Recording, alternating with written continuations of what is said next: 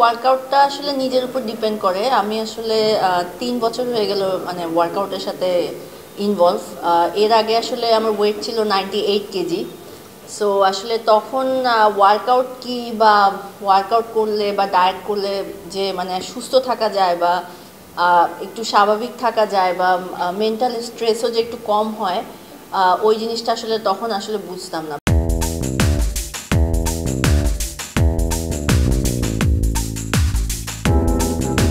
আমরা যারা মিডিয়াতে কাজ করি, স্পেশালি যারা মডেল বা অভিনেতা বা অভিনেত্রী আছে, আমাদের সবারই আসলে ফিট থাকাটা খুব ইম্পর্ট্যান্ট।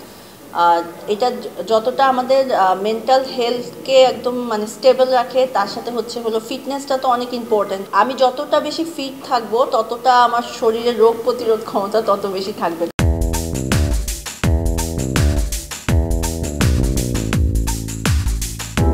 অনেকেই মনে করে যে জাঙ্ক ফুড খেলে বা খাওয়া দাওয়া করলে বেশি বেশি ভাত খেলে হয়তো বা শরীর ঠিক থাকবে, বাট অ্যাকচুয়ালি তা না। মানে প্রতিদিন যদি আমরা একটু মেনটেন করে আমাদের ওয়ার্কআউটটা মানে অ্যাটলিস্ট 1 ঘন্টার জন্য যদি আমরা চেষ্টা করি ওয়ার্কআউটটা করার, মানে যদি আপনি জিমেও না যান, যদি 5 মিনিটের জন্য একটু পার্কে যে একটু জাস্ট একটু জগিং করেন, একটু ইয়োগা বা একটু নিজেকে রিল্যাক্স ফিল করান, তাহলেও কিন্তু বডির যে ওয়েটটা আছে সেটা কমে যাচ্ছে। তার সাথে আপনার শরীরটাও ভালো লাগছে, রাতে ঘুম ভালো হচ্ছে।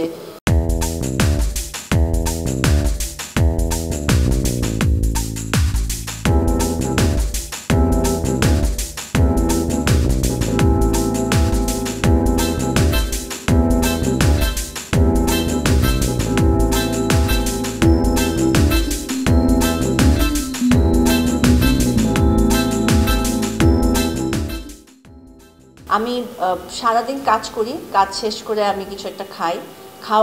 খাবার শেষ করে আমি যেখানে থাকি, যদি যেটা বনানী হয়, আমি বনানী থেকে হেঁটে আমি আমার জিমে ঢুকি। সো ওখানে আমার কার্ডিওটা হয়ে যায়। মেশিনে কার্ডিও তো অনেক হেল্পফুল, বাট আমার কাছে মনে হয় আমি যদি হাঁটা থেকে সবচেয়ে বড় আমার মনে হয় হেল্পফুল কিছু নেই। প্রতিদিন যদি অ্যাটলিস্ট আমি 10 মিনিটের জন্য হাঁটি, তাহলে শরীরের যত রোগ প্রতিরোধ ক্ষমতা আছে বা স্ট্রেংথ যত আছে অনেক বেশি, অনেক দিন আমি সুস্থ থাকতে পারবো।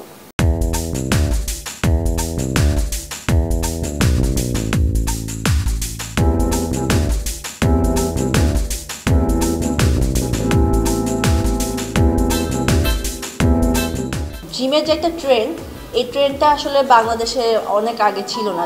1-2টা জিম ছিল, কিন্তু মানুষ এখন যেরকম ইয়াংরা মানে জিম ফ্রিক হচ্ছে, ওয়ার্কআউট ফ্রিক হচ্ছে, মানে ফিটনেস ফ্রিক যেটাকে বলি, আগে অতটা ছিল না। সো হাতে গোনা 2-1টা জিম ছিল, কিন্তু এখন কিন্তু অনেক ভালো ভালো জিম ঢাকাতে বা ঢাকার বাইরে কিন্তু এস্টাবলিশ হয়েছে। এবং ইনস্ট্রাক্টরের কথা যদি বলি, এখন অনেক ইয়াং মানুষ আছে যারা নিজেরা ওয়ার্কআউট শিখে এসে এখন আমাদেরকেও মোটিভেট করছে ওয়ার্কআউটের জন্য।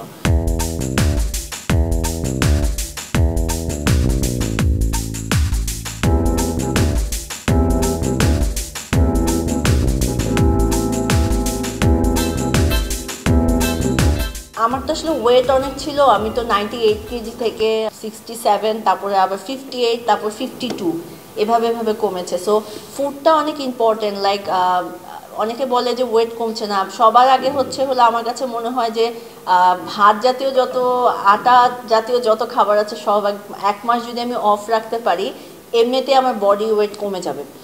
তার সাথে যদি আমি শুধু সবজি জাতীয় জিনিস খাই, ফল খাই, তাহলে এমনিতেই ওয়েট কমবে। এবং তার সাথে বড় কথা হাঁটা।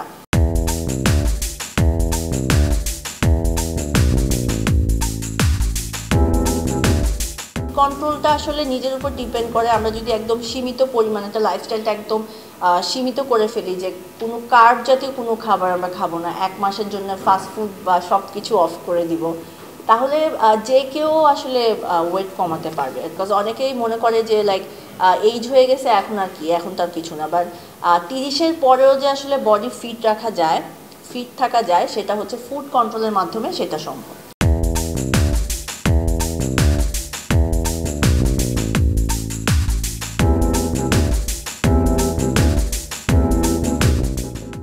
আমি এখন 30 আপ, সো লাইক 34 এইজ আমার এখন। সো তরুণরা এখন ওয়ার্কআউট করছে, বাট আমার কাছে মনে হয় আমার মতন যারা মহিলারা আছে বা যারা আমার মতন ওয়ার্কিং ওমেন বা বাচ্চা আছে বাসায়, তারা অনেক বেশি ফিটনেস সচেতন হয়ে গিয়েছে। সো তরুণদের থেকে তরুণ, প্রবীণ বা আমাদের মতন যারা, সবাই এখন আসলে ফিটনেস ফ্রিক। সবাই চায় যে সুন্দর স্বাস্থ্য থাকুক। স্বাস্থ্য ভালো থাকলে আসলে এটা মেন্টাল পিসের জন্য অনেক ইম্পর্ট্যান্ট।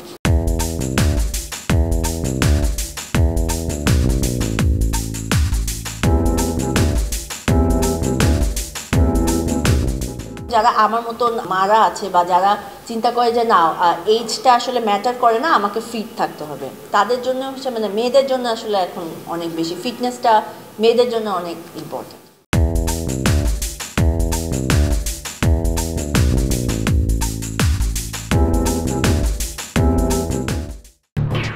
এলো খবরের কাগজ, নিখাত, নির্ভীক, নিরপেক্ষ।